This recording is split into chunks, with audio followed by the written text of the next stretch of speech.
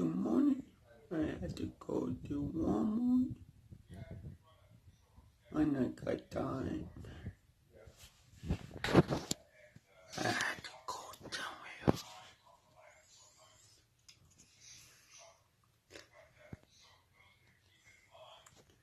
So, that I know I make it. That video I could show you. Doesn't need any fancy ingredients. Sometimes it's better just to keep things simple, and French toast is one of those things. So without further ado, let's get this recipe started. All right, first thing, obviously, I'm going to need a batter for my bread. So in a pie plate here, I'm just going to crack in 2 large eggs, and do better than I did, and try not to get shells in your eggs. No one likes crunchy bits in their French toast. I'm just going to crack those 2 eggs into a pie plate, and using a fork, I'm just going to break these up a little bit before I add the rest of the ingredients. The reason I'm using a pie plate here is for when I go to coat my bread, it's just easier to do it in a wide, shallow bowl. To my eggs, I'm going to add in 1/4 of a cup of milk. You could also use cream or half and half if you're feeling decadent. I'm going to add in 1 teaspoon of granulated sugar, as well as 1/8 of a teaspoon or 1/4 teaspoon of cinnamon. Just a pinch of salt, maybe 1/8 of a teaspoon or so. And just a quick splash of vanilla. Try and use real vanilla extract though. And using a fork, I'm just going to whisk these ingredients together. Just make sure that all the eggs are completely smooth. The milk kind of helps break up those eggs. You don't want any globules of egg on your French toast. You want a smooth batter. So just whisk that well. And let me just talk about bread for a minute here. I am using Texas Toast. Texas Toast is just regular sandwich bread, but it is actually cut thicker than regular sandwich bread.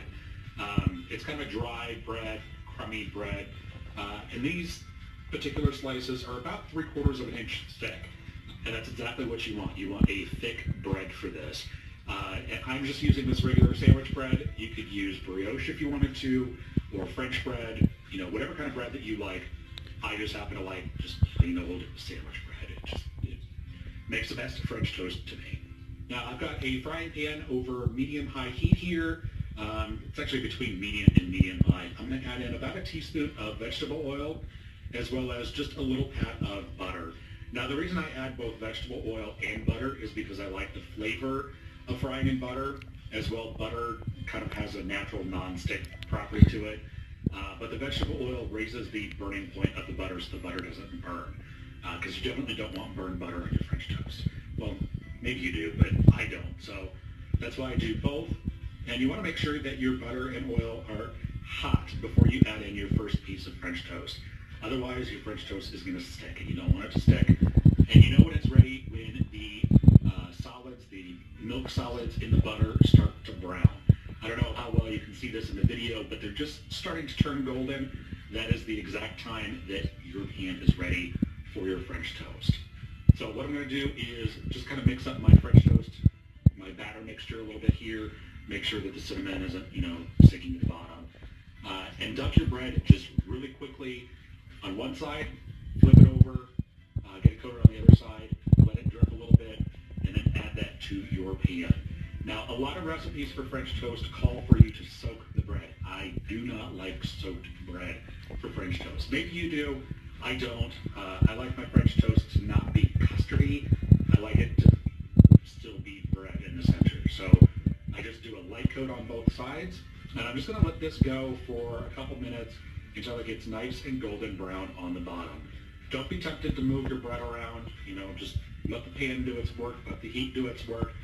When you're getting ready to flip, when the bubbles around the outside get a little smaller and they don't pop so aggressively. So go ahead and take a peek, make sure that it is nice and golden brown, and then you can go ahead and flip it over and cook it on the other side. Again, just cook it for a minute or two, just until those bubbles around the outside kind of simmer down. And then you can go ahead and remove that off to the plate. Add just a little bit more butter and vegetable oil to your pan between each slice, and continue frying up the rest of your French toast. And this mixture, using 2 eggs, will do, for me personally, 6 pieces of Texas toast, which is just perfect for me and my roommate. So yeah, just go ahead and keep French toasting all of your bread pieces, and then you can go ahead and pour some delicious feeling extra decadent, dust the top with a little bit of powdered sugar if you'd like. You can serve these with fried eggs and bacon on the side, or if you want, just like a little bowl of fresh fruit would be delicious. But yeah, like I said, sometimes it's better just to keep things simple, and French toast is one of those things. So go ahead and get... Hope you enjoyed that video, and I had to go.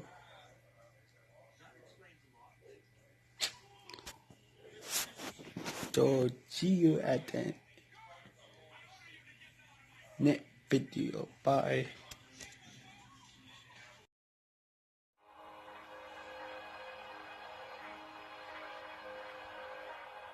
Sean Khalifa, man. 2 Chainz.